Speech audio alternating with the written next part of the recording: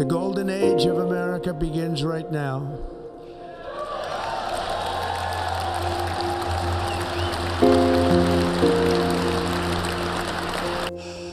Well, Donald Trump's inauguration was today, and it kind of wild, okay? Like, it's actually setting the stage for some pretty crazy changes in 2025 for everyone in freight, like brokers, carriers, agents, shippers, and yes, even double brokers. And go ahead and throw a like if you've ever wanted to punch a double broker right in the face, okay? So these changes are coming in super hot, especially with the new administration that's pushing hard on all the stuff that like pretty much matters to us, which is tariffs, deregulation, and reshoring. And it's going to hit pretty much every corner of the logistics industry. So let's just look to understand it a little bit better. All right, so tariffs are basically like a toll booth for imported goods.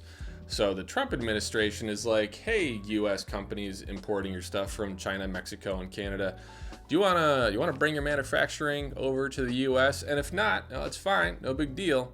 But for China, it's gonna be a 60% tariff, which means US companies are gonna have to pay the US government an extra 60% based on the value of certain freight. And there's a few heavy hitters, okay? The first one is electronics, like standard stuff, laptops, smartphone components and stuff like that. And then you've got machinery, and then you have certain raw materials like steel and aluminum, and then you got textiles. So materials like, fabric or clothing or yarn and stuff that's used to make apparel. No big deal. That's literally 26% of all clothes we buy. Now, no big deal though. So for Mexico and Canada, there's a 25% tariff on just specific imports, which includes vehicles and auto parts and agricultural products and industrial metals. So the Trump administration's idea is that relying too much on super cheap imports, especially from countries like China, is just making the US economy super vulnerable, and it really undermines a lot of manufacturing jobs here. So the goal is to make foreign products more expensive for companies here in the US, and then just to encourage them to produce goods stateside. All right, so reshoring though is actually really good. It's like fantastic news for freight brokers and agents, especially if you're just starting out. And with more domestic freight and warehousing opportunities, like the barrier to entry is so much lower compared to figuring out the international freight. Like that stuff sucks, all right? That stuff can be super complex and very challenging for beginners. So the focus on reshoring means more domestic lanes open up for you, giving you plenty of opportunities to win new business in 2025. That's why that matters. And for carriers, this is also a big win, okay? It's not just freight brokers and agents.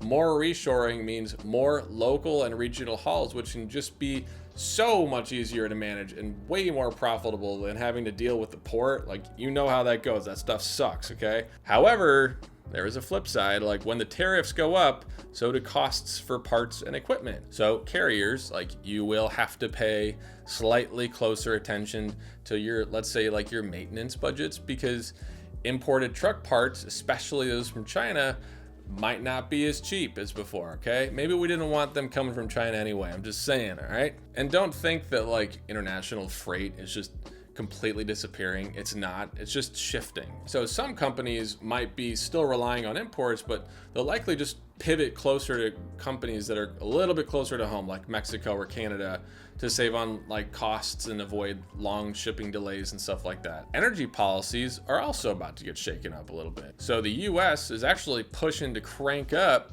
domestic oil production, which could jump from 12.8 million barrels per day in 2024 to 13.2 million in 2025. That is a significant bump, all right? And it could stabilize or lower diesel prices. For carriers, that is huge. It means way more money in your pocket and less stress over fuel costs. That stuff can get so expensive, man. And brokers, lower fuel costs means that carriers can offer you better rates, giving you more room to lock in better rates for your shippers. Okay, that's what matters. And if you just got an electric truck or two in your fleet, which is like barely anyone at this point, it's not all sunshine and rainbows.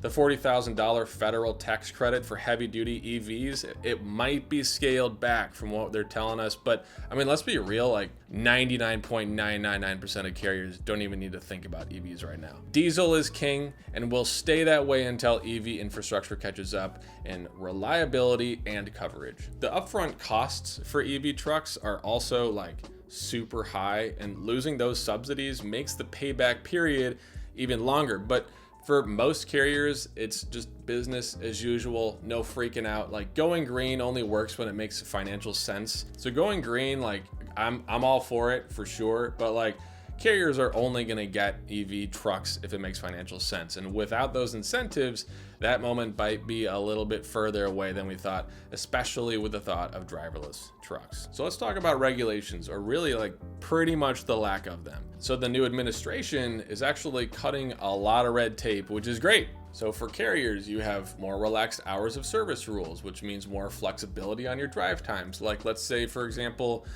extending driving hours by 2 hours in bad weather, or splitting rest periods into chunks, which does help reduce stress and maximize your earnings as a carrier. All right, so here's the thing, like fewer regulations means you still have to stay sharp with it, okay? Like carriers might not get hit with DOT inspections that often, but if you are a carrier and you do fail, I mean, I'm just saying that could tank your safety rating or just shut you down completely. So like still be on top of that stuff, okay? All right, so now let's like zoom out a little bit. The overall vibe for the Trump administration is pretty much all about reindustrializing the US. Like this is a great chance to specialize in industries seeing growth, which is like, let's say construction, for example, or automotive parts or energy equipment.